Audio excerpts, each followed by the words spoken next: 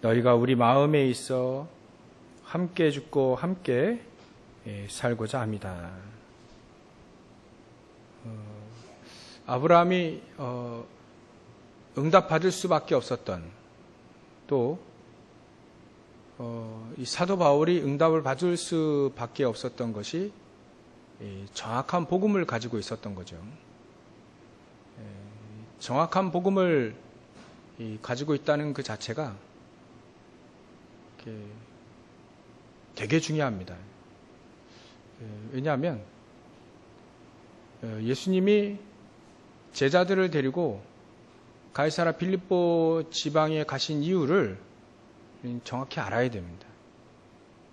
왜 하필 가이사라 빌립보 지방에 제자들을 다 끌고 갔을까요? 거기 보면 예수님이 거기 제자들 데리고 간 그 이유가 나오죠. 사람들이 나를 누구라 하느냐 이렇게 질문하셨어요, 예수님이. 그때 예수님을 뭐 선지자 중에 한 명인 것 같다. 뭐 기적도 일으키니까요. 뭐 선행도 해주니까 선지자 중에 한 명이다. 또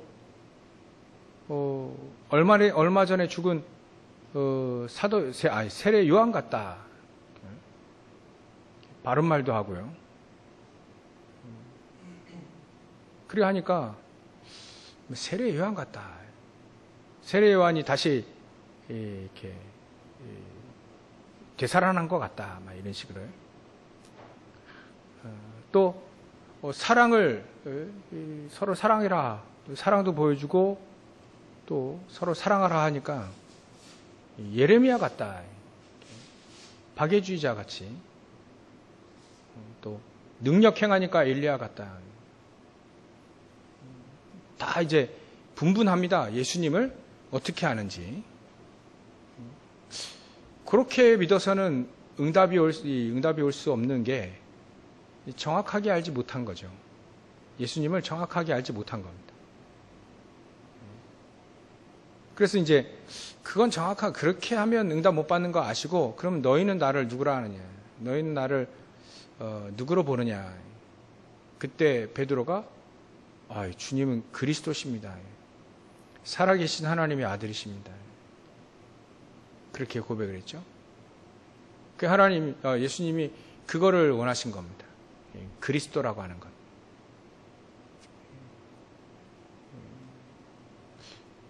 그래서 우리가 예수님을 정확히 알고 또 우리가 정확히 믿는 게 우리 신앙생활에 가장 근본적으로, 기본적으로, 기초적으로 가장 중요한 게 우리에게 정확한 복음을 알고 누리는 겁니다.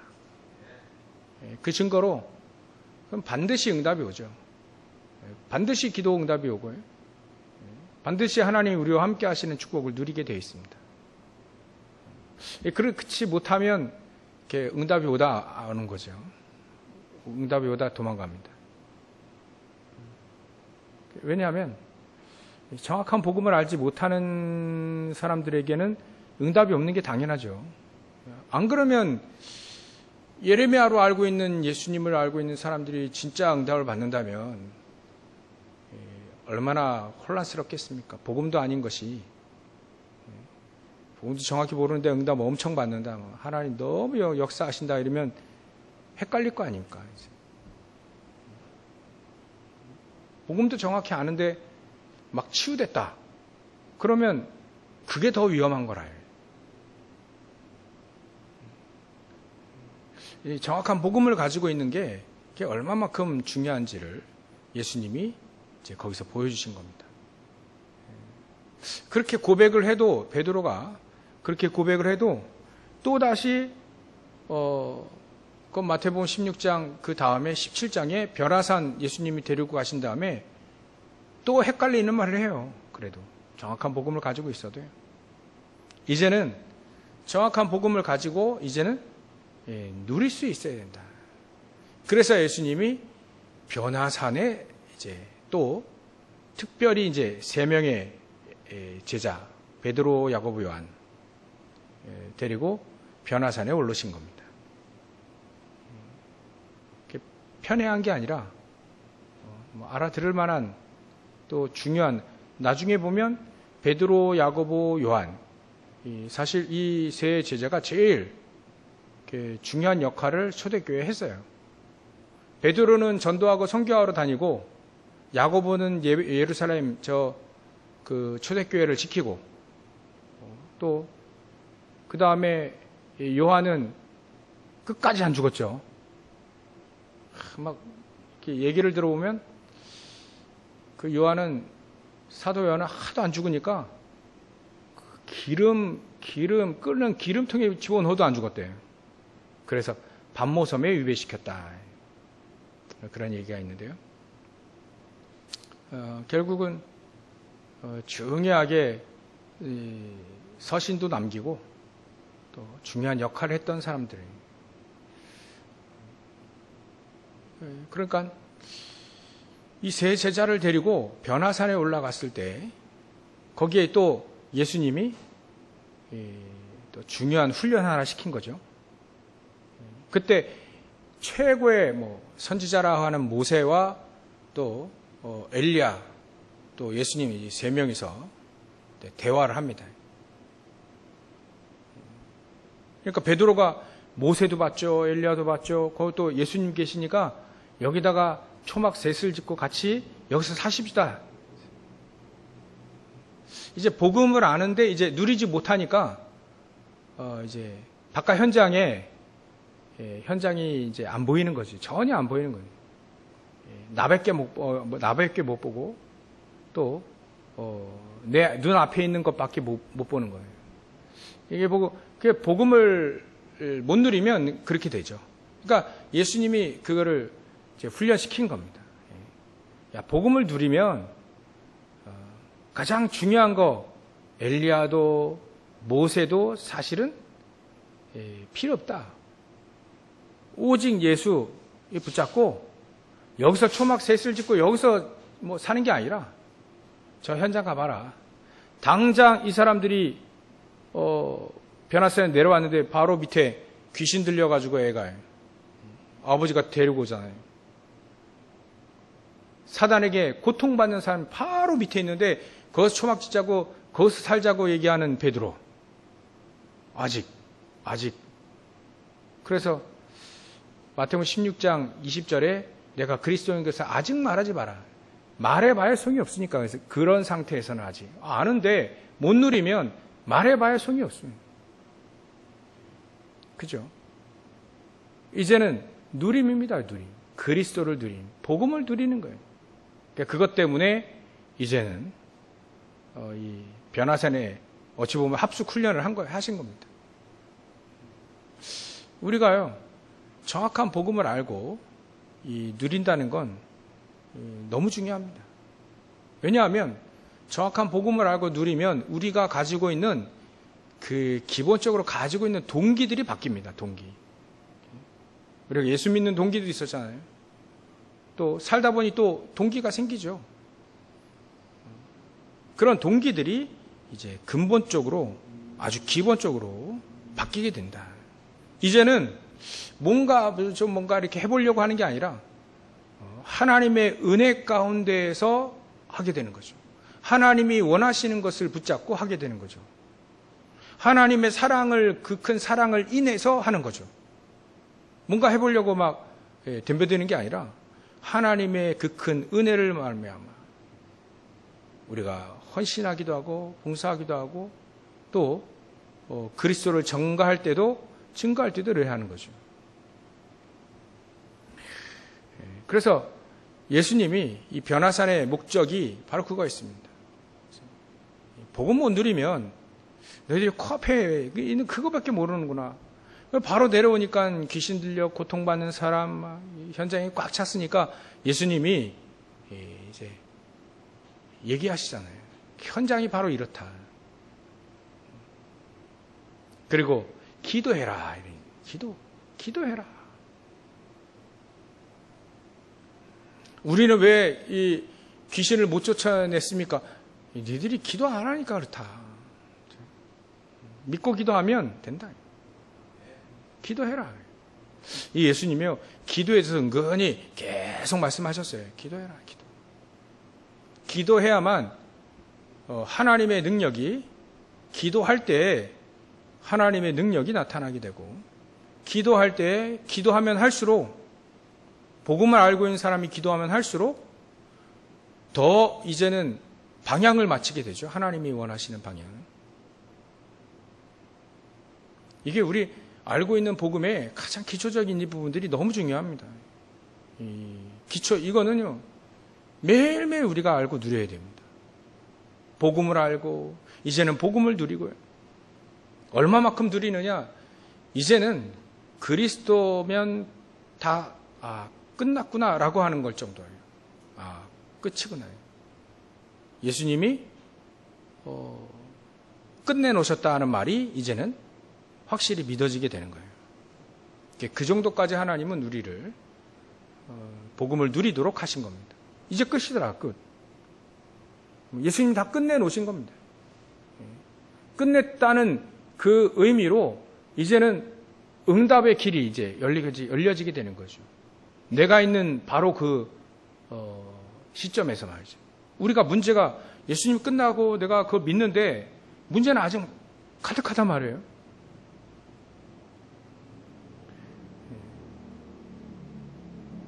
그럼 그게 끝난 겁니까? 끝난 겁니다. 끝났다는 의미로 하나씩 그 문제가 되지 않게 되어지죠. 이전엔 그게 문제라고 생각했는데 이제는 점점 문제가 되지 않게 되어져요.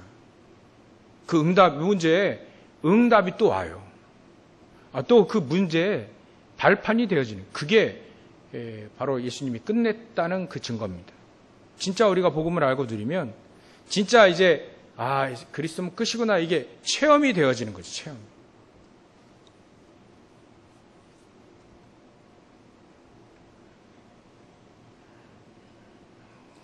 글이 되어지니까, 체험이 되어지기 시작하니까 그 다음부터는 모든 게 바로 응답으로 다 바뀌게 됩니다.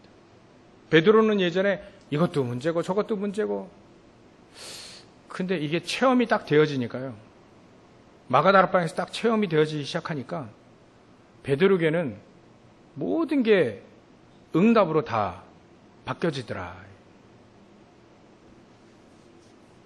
그래서 베드로의 믿음을 딱 종합해 보면 베드로전서 1장 9절이 딱 맞아요. 9절부터 11절, 그게 딱 맞습니다. 우리의 믿음의 결론을 딱 내자면 영혼 구원이다. 내가 구원받았기 때문에 다른 사람도 구원받아야 되는 영혼 구원이다. 막 그렇게 베드로가 자기의 믿음을 결론을 딱 냈잖아요. 사도 바울은 그것 때문에 이제 저 불신자 현장을 뛰어들어간 거죠. 우리가 이 정도로 복음이 체험되어지기 시작하게 되면 됩니다. 이게 복음이 체험되어지고 우리 속에 이 복음이 이제 지속적으로 누리기 위해서는, 오늘 치유라고 했죠. 금요일은 좀 치유 쪽으로 계속 말씀드려야 되는데, 일단 이렇게 우리가 복음을 알고 또 누리고 또 체험이 된다 알고 있습니다. 알고 있는데 왜 안 될까라고 하는 그런 퀘스천 마크가 또 있으면, 물음표가 있으면, 일단은 내 환경을 좀 봐야 됩니다. 내 안의 환경과 내 주위의 환경을 좀 봐봐야 돼요. 내가 아직도 갈대아 우르에 있는가, 아직도 애굽에 있는가, 그거 확인해 보면 됩니다. 갈대아 우르에서 아브라함을 하나님이 이렇게 떠나라 할 때 하셨을 때, 일단 그게 아브라함의 이 가정에 일단 주신 메시지인 것 같아요. 그래서 아브라함의 아버지 데라라고 하는 사람이 이제 떠납니다. 떠나기 전에 데라의 아들 3명, 그 중에 아브라함, 나홀, 또 한 명이 갑자기 또 생각이 안 납니다. 제가 한번 확인해 보고요.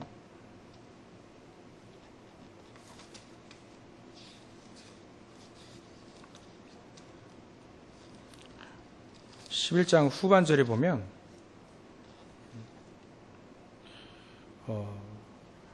아브람과 나홀과 하란을 데라가 낳죠.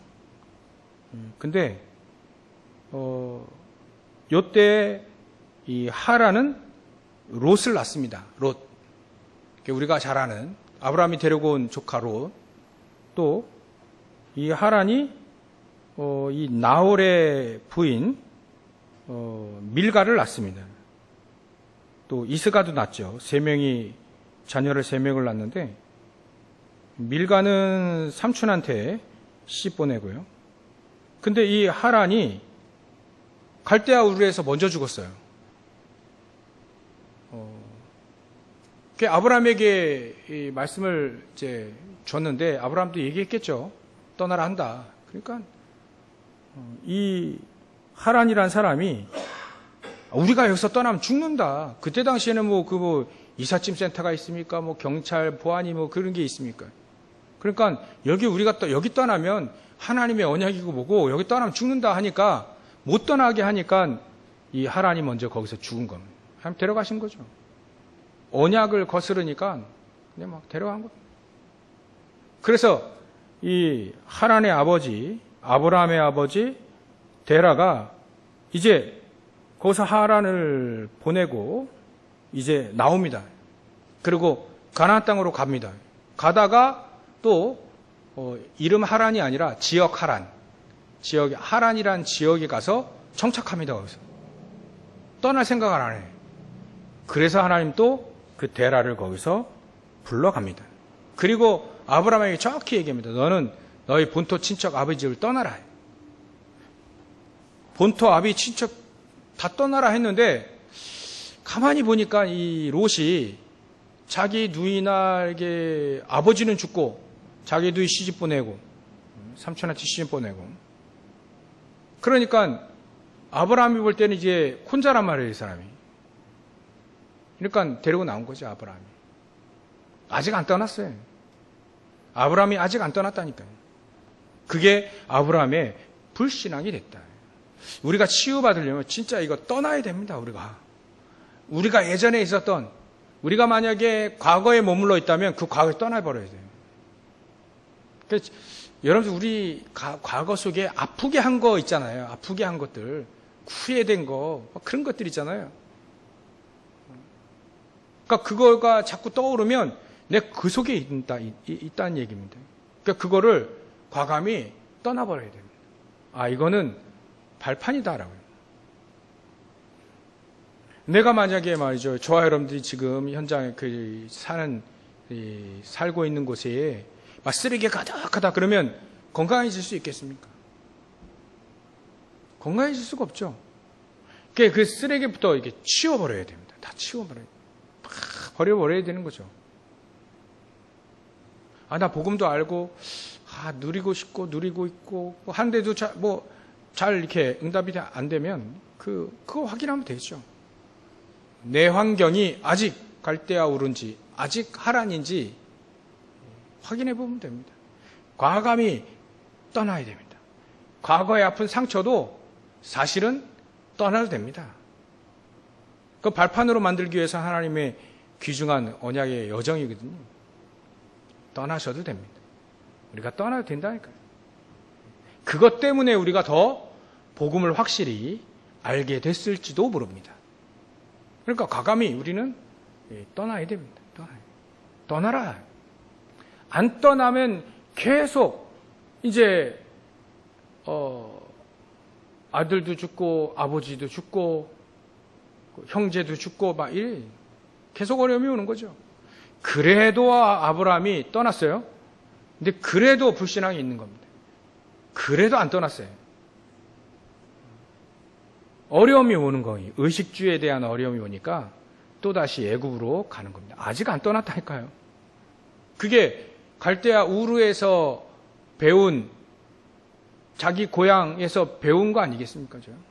의식주 문제에 잡혀 있는 거. 우리가 이게 쉽지 않습니다. 그래서 하나님은 떠나라 하는 거죠. 하나님의 말씀이 떠나라는 이유가 쉽지 않으니까요. 하나님이 말씀하신 겁니다. 떠나라. 사람의 말을 또 우리가 듣는데 하나님이 그 말씀하신 이유가 있지 않겠습니까? 하나님의 말씀이 꼭 말씀을 선포해 주셔야만 될 이유가 있는 거 아니겠습니까? 떠나라, 떠나라. 안 떠나면 안 되니까 떠나라. 그게 하나님의 말씀입니다, 말씀. 오늘 아침에도요, 진짜 우리 히브리서 4장 보고 쭉 이렇게 보면, 진짜, 안식에 대해서 얘기합니다, 안식. 그래서 우리가 진정한 안식을 누려야 된다. 그래서 안식하라. 안식, 하나님이 주시는 것.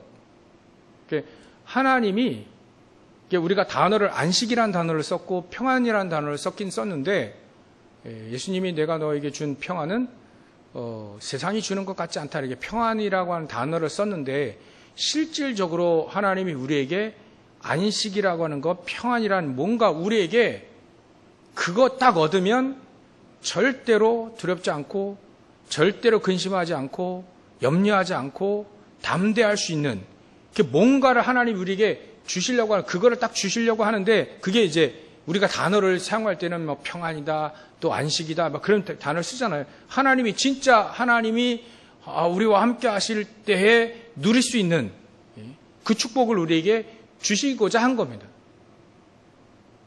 단어는 안식해라, 단어는 평안함을 주겠다, 그렇게 표현한 거예요. 진짜 하나님이 우리와 함께 하실 때에 우리가 누릴 수 있는 그 뭔가 하나님과 함께 할 때 절대로 이렇게 무너지지 아니하는 뭔가 그게 이제 평안함이요, 안식이요, 또 임마누엘이고 그런 표현한 겁니다. 함께 하심 뭐 이런 식으로. 하나님이 말씀으로 선포하시기에 안식해라, 안식을 누리라, 안식을 누리라. 쉬라는 얘기가 아닙니다. 그죠? 단순히 쉬라는 얘기가 아닙니다. 하나님이 주시는 안식의 그 축복을 누리라. 누리라. 그 안식의 축복이 있으니까, 안식의 평안함과 그 능력이 있으니까 그거를 누리기 위하여. 사람들은 안식할 때 그런 쪽으로 좀 얘기를 많이 하는데, 저도 그렇게 표현을 했긴 했는데, 우리 몸도 하루는 쉬어야 된다. 그게 사이클이 7일 중에 6일 동안 일하고 하루는 쉬어야 우리 사이클이 맞대요. 그렇게 해서 쉬는 쪽으로 강조를 했는데 사실은 그런 의미는 아닙니다. 하나님이 6일을 일하시고 피곤해서 하루를 쉬었습니까? 그렇지는 않거든요. 그거는 하나님이 주시는 안식의 축복을 몰라서 그래요. 그거 모르면, 하나님이 주시는 안식의 축복을 모르면 하루를 쉬어야죠. 그래야 재충전하고 하지 않겠습니까? 이건 상식이잖아요. 근데 하나님이 주신 안식과 평안함, 안식 속에 있는 평안함과 능력, 이거를 안다면 쉬는 정도가 아니다. 하나님이 우리에게 주시려고 하는 평안함과 그 능력, 그게 있는데 그거를 주려고, 그거를 어떤 걸 통해서, 예배를 통해서 주시려고 하니까 일은 하지 마라. 일을 같이 하면서 그걸 누릴 수는 없으니까 같이 모여서 예배할 때 그 축복을 내가 주겠다. 그거를 안식이라고 하는 단어를 썼을 뿐이에요. 예수님 이거를 평안함을 주겠다라고 하는 단어를 쓴 거지, 실체는 쉬는 게 아니라 우리에게 주시는 하나님의 능력을 힘입는 거죠. 그때 응답을 다 누리고요. 그때 새 힘을 얻고요. 독수리 날개치며 올라가면 새 힘을, 다른 박질하여도 곤비치 않고 걸어가도 피곤치 아니하는 소년이라도 피곤하면 곤비하면 장정이로 넘어져 자빠지는데 전혀 그렇지도 않는 하나님 독수리 날개치며 올라갔던 막 샘을 주겠다예요. 샘을. 그게 진정한 안식의 축복이에요. 안식에 들어가 있는 축복이라 해요. 그거를 하나님이 우리에게 주시겠다. 그거를 하나님이 말씀을 하신 겁니다. 말씀을. 안식해라. 안식을 해라. 안식을 누려야 해요. 그래서 우리는 이 축복을 누릴 수 있는 게 하나님이 말씀하셨기 때문이에요. 그 표현. 하나님의 말씀. 마찬가지로요. 하나님의 말씀을 딱 붙잡고 우리는 가야 되는 거죠. 하나님이 말씀하셨기 때문에 그 말씀을 붙잡고 우리는 가는 거예요. 그 말씀.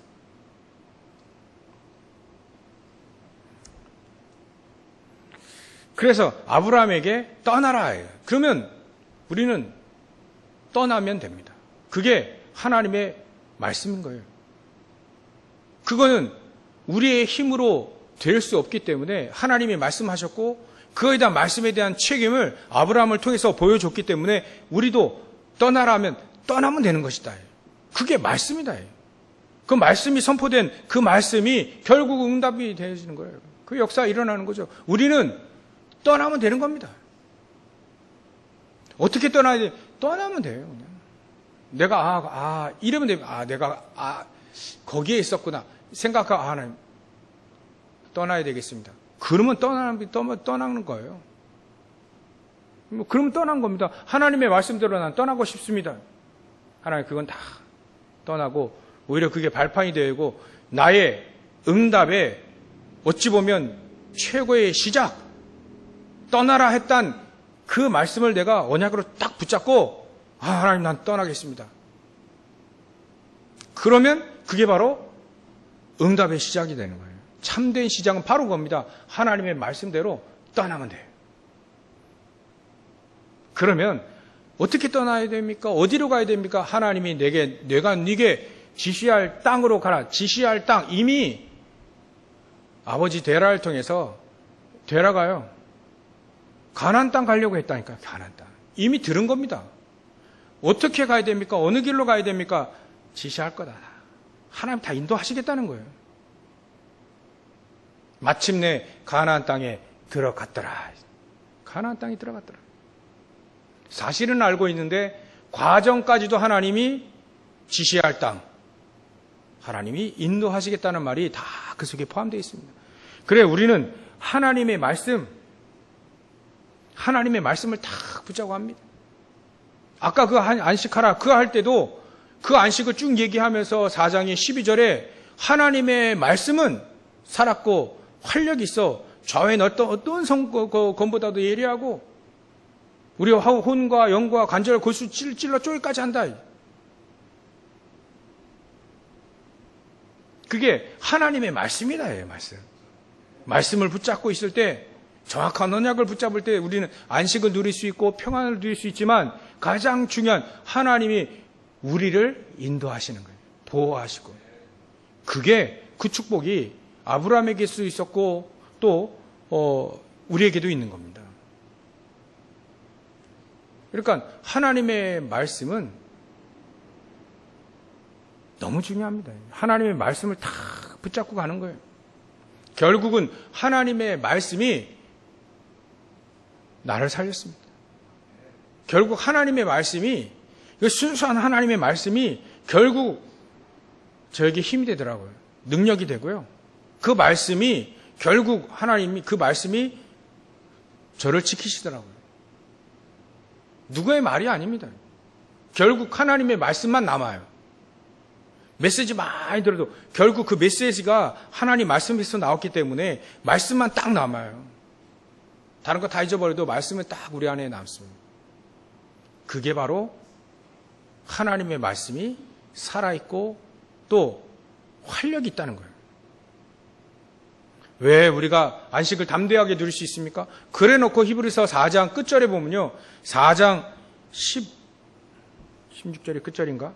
끝절에 보면 하나님이 우리에게 막 긍휼함을 베푸시고 우리가 긍휼함을 얻고 받고 우리가 은혜 받을 때 말이죠. 담대하게 은혜 그 보좌 앞에 담대히 우리 나갈 수 있다라고 얘기합니다. 히브리서 기자는. 사도 바울이 썼답니다. 사도 바울이. 우리는 은혜의 때에 말이죠.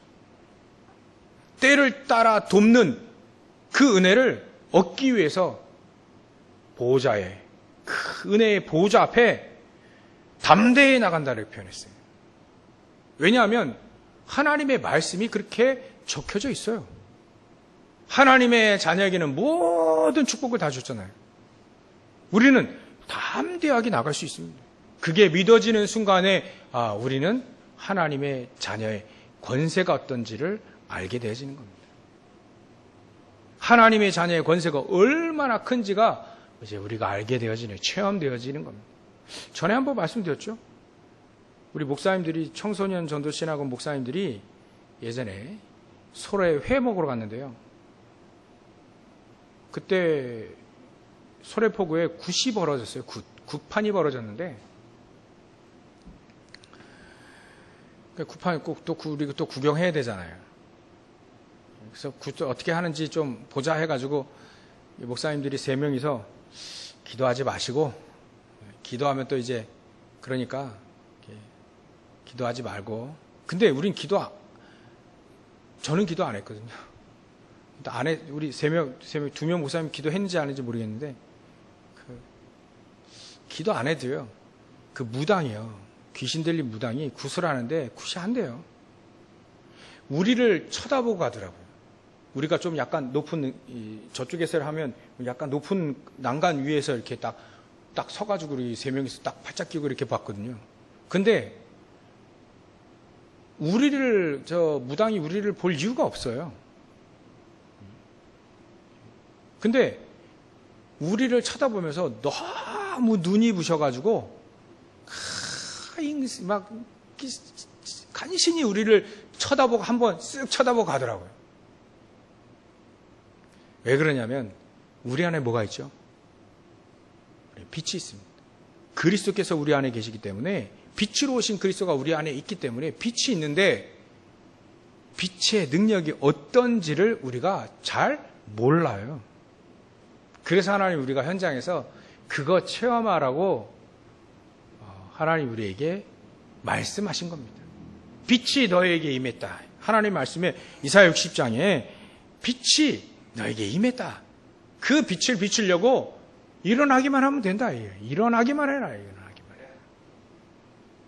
이 기이한 빛을 선전하기 위해서 우리를 불렀다라고 말씀하신 거 아닙니까? 말씀이 그리 돼 있어요. 말씀. 그 말씀을 붙잡으면 됩니다. 그 말씀을 내가 굳건히 붙잡으면 그게 응답의 시작, 그거라니까요. 이제 계속 우리 성도님들에게 계속 말씀을 이렇게 하나씩 전달해 주잖아요. 한 번만 만나는 게 아니라 계속 제가 말씀 받으면 계속 모셔서 말씀도 주고, 또 계속 말씀이 계속, 결국은요, 저에게 말씀이 결국은 나를 살리고 나의 힘이 되더라고요. 결국은 그래요.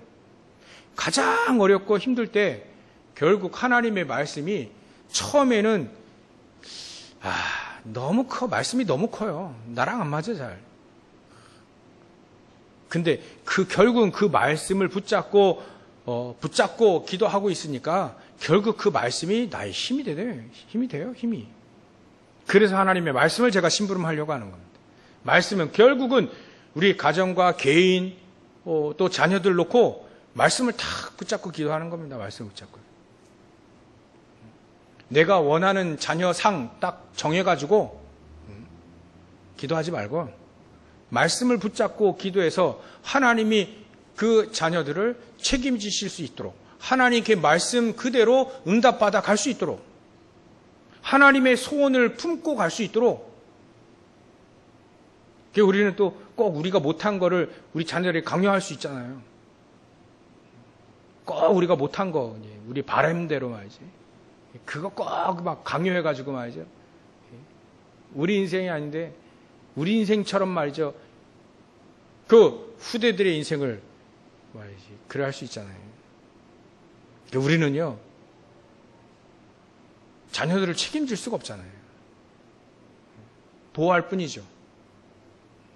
우리가 신앙생활을 같이 잘 하라고 우리에게 붙여주신 거 아니겠어요? 자녀는. 우리 게 아니라. 그들과 함께 신앙생활 잘 할 수 있도록 우리는요, 계속 기도하고, 또 우리는 말씀 심부름하고, 또 하나님의 언약과 비전 딱 붙잡고 기도하고 말이죠. 자, 우리가 같이 성령 인도를 받을 수 있도록. 꼭 우리 자녀는 우리 부모가 자녀는 꼭 이렇게 막 내가 더 잘 아니까, 더 많이 아니까 가르쳐 주는 식으로 또 얘기도 많이 하잖아요. 그게 아니라 같이 서로 누리는 겁니다. 같이. 물론 모르면 가르쳐 줘야 되지만 같이 우리가 동등한 입장으로 이미 천국에 갔다 생각하고 동등한 입장으로 같이 은혜를 나누는 것이 더 좋지 않을까 생각이 됩니다. 결국은 말씀입니다. 하나님의 말씀은 우리에게 문자화를 이렇게 주신 은혜가 너무 커요. 이 말씀을 우리는 딱 붙잡고 기도하기 시작해야 되는 겁니다. 때를 따라 돕는 은혜를 하나님 우리에게 주시려고 딱 준비했으니까, 딱 준비하셨으니까 우리는 은혜의 보좌 앞에 담대히 나가면 됩니다. 자녀라 한다면 그래야죠. 고하면 그래야 할 수 없습니다. 옆집 아이는 그래 할 수 없습니다. 사단의 종로로 사나서면 할 수 없죠. 근데 하나님의 자녀는 그렇게 할 수 있다. 그래서 일단은 우리가 진짜 치유 중에 치유는요, 내 영적인 환경을 바로 세우는 겁니다. 가장 중요합니다. 거기에 가장 중요한 게 버리는 것도 힘이 있어야 되잖아요. 그죠? 말씀이 내 안에 가득 차면 됩니다. 내 말씀을 딱 붙잡고 내 지금 이런 상처 가운데, 이런 어려움 가운데, 이런 조건 속에, 여건 속에, 어려움 속에 있지만 다 내려놓고 말씀이 나에게 능력으로 임하게 되어지면 어느 날 우리는 버리게 되고 떠나게 됩니다. 그게 힘이 있어서 버리게 되고 떠나게 되는 거죠. 결국은 우리에게 말씀이, 결국은 거예요. 말씀이. 우리의 말씀이, 하나님이 주인 전능하신 하나님의 말씀이 우리의 영혼 속에 딱 들어가야 됩니다. 창세기 1장 27절. 하나님의 형상 속에 딱 정확하게 하나님이, 그게 그래야 우리의 형상이 막 살아나게 되는 겁니다. 우리의 삶 속에 말이죠, 하나님의 말씀이 딱 들어가야 되는 거죠. 그래야 우리의 삶 속에 하나님 말씀이 역사하고 우리의 마음과 생각, 또 육신, 영혼, 그 속에 막 역사를 해야 이제 우리가 회복이 되어지는 겁니다. 한마디로 말하면 우리의 심령 속에 말씀이 딱 각인되어지고 뿌리 내려지고 체질되어질 때, 그때 우리는 응답받게 되는 거예요. 그 전에는 사실은 힘들죠. 그래서 우리는 일단 우리가 치유 중에 가장 중요한 그 치유는 바로 오늘 한 가지만 얘기해도 될 것 같습니다. 우리의 영적인 환경을 바꿔라. 그러기 위해서는 조금 결론적으로요, 아침, 점심, 저녁 시간 정도는 우리가 말씀을 깊이 내 안에 각인. 그래서 그 각인 시간이 좀 필요합니다. 누가 도와줘서 이 사람이 치유될 수도 있어요. 능력 있는 막 사람이 와가지고 막 기도해주고 막 이게 해줘서 치유될 수도 있습니다. 근데 정확한 치유는 그 사람이 또 어려운 상황이 와 있으면 또 다시 병드는 환경을 또 돌아갑니다. 그 온전한 치유가 아니고요. 온전한 치유는 그 사람으로 하여금 말씀이 정확하게 딱 증거되어져서, 말씀이 정확히 그 영혼 속에 잘 박힌 목과 같이 말씀이 이렇게 각인되어져서 그리스도로 끝! 그게 바로 진정한 딱 정확한 치유입니다. 그게 시간이 오래 걸리더라도요, 그렇게 해놓으면 이 사람은요, 절대로 사랑 안 쳐다보지 않습니다. 오직 그리스도, 하나님 말씀 딱 어려워도요, 하나님 말씀 딱 붙잡고 가요. 그게 진정한 치유겠지 않겠습니까? 그러기 위해서 아침에는 조금, 또 점심 때도 저녁 때도요, 우리가 치유받는 시간, 또 우리가 정말 집중하는 시간, 또 하나님의 말씀이 맞다는 게 확인되지는 순간, 그런 순간들이 우리에게 아침, 점심, 저녁으로 있어야 됩니다. 사람들이 하나님 모르기 때문에 영적인 문제가 드러나잖아요. 영적인 문제가 드러납니다. 반드시 하나님 떠나서 생기는 문제는 누구나 하나님 모르면 반드시 영적 문제는 드러나게 되어 있습니다. 정신적으로 드러날 수 있고요. 육신적으로 드러날 수 있고요. 그냥 보통 병인데 잘 안 낫는 불치병으로도 올 수 있고요. 계속 망하는 쪽으로도 올 수 있고요. 계속 잘 되다가 망하는 쪽도 올 수 있고요. 항상 사람들이 정함이 없는, 항상 막 그런 상황에 유리방랑하는 것도 영적인 문제입니다. 그런 것들로 올 수도 있고요. 결국 내세가 불안하니까 불안 속에 있는 사람들일 거예요. 그게 결국 우리 인간이 닥칠 수밖에 없는 불신자 상태 6가지 아니겠어요? 반드시 옵니다. 영적 문제는 반드시 옵니다. 하나님의 자는 그 영적 문제 때문에 그리스도를 알게 되어지는 은혜의 순간이 되시는 거죠.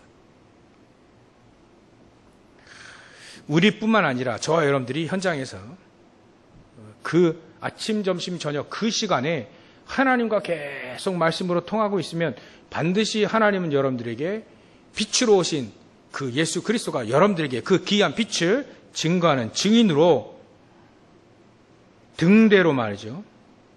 그 망대라 했지 않습니까? 망대로 하나님이 여러분들을 쓰실 수밖에 없다. 오늘도 이 언약을 붙잡고 기도하시면 되겠습니다. 그러면 하나님은 역사하실 수밖에 없다. 말씀을 붙잡고 기도하니까 역사하실 수밖에 없다. 오늘 하루도요. 그래, 수요일 날도 잠깐 말씀드렸지만 그래 우리가 담대할 수 있는 이유가 뭐냐? 하나님의 예수님 말씀 아니에요. 요한복음 16장 33절인가요? 담대하라 내가 세상을 이겼다 하지 않았어요? 예수님. 담대해라. 내가 세상, 사단 다 이겼잖냐. 그래놓고 사도 바울 통해서 히브리서에는 은혜의 보좌 앞에 담대히 나갈 수 있는 게 바로 우리다.